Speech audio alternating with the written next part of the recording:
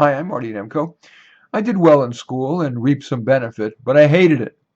If I could do life over again, I'd drop out of high school. It made no sense to me that the best use of those robust years to sit through and study 4 years of boring algebra, geometry, and calculus. And it turns out I was right. I've never used any of that. It made no sense to me that the best use of those robust years is to sit through and study years of chemistry, physics, or molecular biology. And it turns out I was right. I've never used any of that. It made no sense to me that the best use of those robust years is to sit through and study 4 years of history. And I was right. The bumper sticker, "Those who ignore history are condemned to repeat it," is simplistic, ignoring the opportunity cost of what one could be doing instead of learning all that history. It made no sense to me that the best use of those robust years is to sit through and try to wade through the mountain of literature from Silas Marner to Shakespeare to Camus. I believe I was right. It made no sense to me that the best uses of those robust years would be to sit through and study 4 years of Spanish. Even though I got A's, as I did in most subjects, I'm still not that much better than speaking restaurant Spanish. And regarding social life, if anything, the dysfunctional culture of high school hurt my social confidence and competence. I should have dropped out and been an autodidact, a self teacher, learning and socializing on my own. Of course, most students shouldn't drop out of high school, but more should consider it. And I'm talking here about bright self starters who dislike school and are going through the motions, learning or cheating their way into good enough grades. Of course, a parent and or other mentor are usually required to make this work, helping to ensure that the teen's life outside of school is superior to the life in school in four areas: career preparation, personal development, social development, and fun. Let's start with career preparation.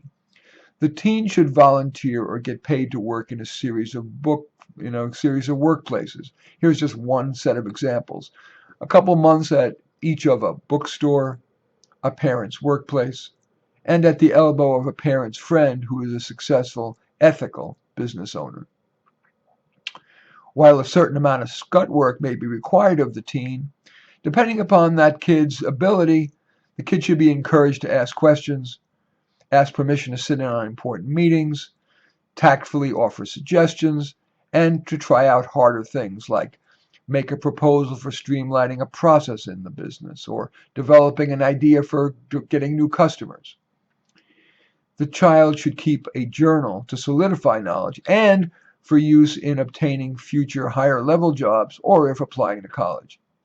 What I've described could well be a wiser and more pleasant launchpad even if the person is aiming for a high level career. Now let's turn to personal development. And here I may seem contradictory. I believe that reading and discussing the universals, love, greed, war, and so on, is crucial to becoming a thoughtful member of society. That's what high school academics should consist heavily of. But in practice, too little time is often spent on those in favor of inculcating little used facts and concepts, and alas, too often on ideological brainwashing. So our model high school dropout might read and discuss with parent, friend, or a reading group essays. Essays tend to be distilled examination of those big issues. Some sources of excellent essays: there's a series called The Best Essays of the Year and a wonderful anthology called The Art of the Personal Essay. Now let's turn to social development. As I mentioned, high school may not be the best place for developing social competence and confidence, given the negative synergies of a school full of hormonally driven kids with incompletely developed brains that are prone to risk taking and, simultaneously, to insecurity. But most dropouts can't be provided on to provide a much improved social milieu. So it's on the student and probably the parent and other mentors to provide opportunities for quality friendships. For example, the parent might invite good kids to the home or on family activities and encourage friendships with adults at all stages, from those in college to retirees. And finally, let's turn to fun. One of school's strengths is that it offers myriad opportunities for fun, from recess to clubs to sports. even if just as a fan at the team's games. The kid who's dropping out might be able to participate in some of those, but there's usually a need to supplement. There's the aforementioned parental facilitating of the social life, but it could also involve helping the teen enroll in government and private recreational programs, from community softball to community theater. In the summer, the teen might become a counselor at a quality camp, and the mature late teen might be allowed to go, perhaps with a friend or three, on road trips or on other adventures. Again, most teens not only shouldn't drop out of high school, but should continue in a structured program, whether a college, the military, or an apprenticeship.